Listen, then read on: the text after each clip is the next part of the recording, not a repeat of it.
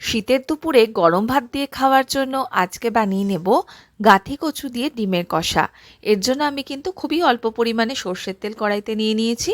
তেল গরম হলে 4টে সেদ্ধ করা ডিমকে একটু সাইড দিয়ে চিড়ে এটা তেলে দিয়ে দেব।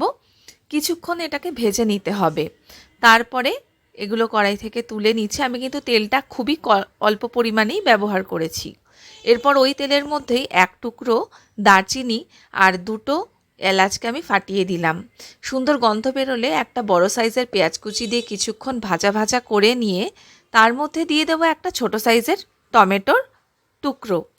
এরপর এর মধ্যে কিছুটা নুন দিয়ে, স্বাদমতো নুন দিয়ে এটাকে একটু ভাজলে টমেটোটাও বেশ গলে যাবে আর এর কাঁচা গন্ধটা চলে যাবে।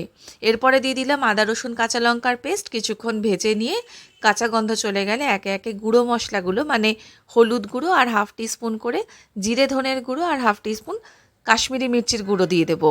এরপরে মশলাটাকে খুব ভালো করে কষিয়ে নিতে হবে আঁচটা কম রেখে। এরপর মশলা থেকে তেল ছেড়ে এলে দিয়ে দেবো গরম জল। অল্প পরিমাণে প্রথমে গরম জল দিচ্ছি। এরপর আগে থেকে সেদ্ধ করে খোসা ছাড়িয়ে রাখা গাঁঠি কচুগুলো এর মধ্যে দিয়ে দেবো যখন এটা গ্রেভিটা ফুটে উঠবে। আমি কিন্তু এগুলোকে আর আলাদা করে ভাজিনি। এবার সব কিছু একসাথে ভালো করে মিশিয়ে নিয়ে কিছুক্ষণ কষে নেব। ঢাকা দিলে এ থেকে তেলটা যখন ছেড়ে আসবে তখন আবারও ডিম সিদ্ধগুলোকে এর মধ্যে দিয়ে কিছুক্ষণ হালকা হাতে নাড়াচাড়া করে ফাইনালি এতে আমি দিয়ে দেবো জলটা। মানে এখানে কিন্তু খুব বেশি জল দিচ্ছি না, কারণ এটা একটু গামাখা টাইপেরই হবে।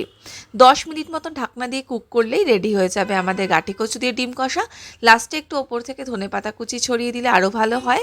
দেখুন রেডি হয়ে গেছে এটা।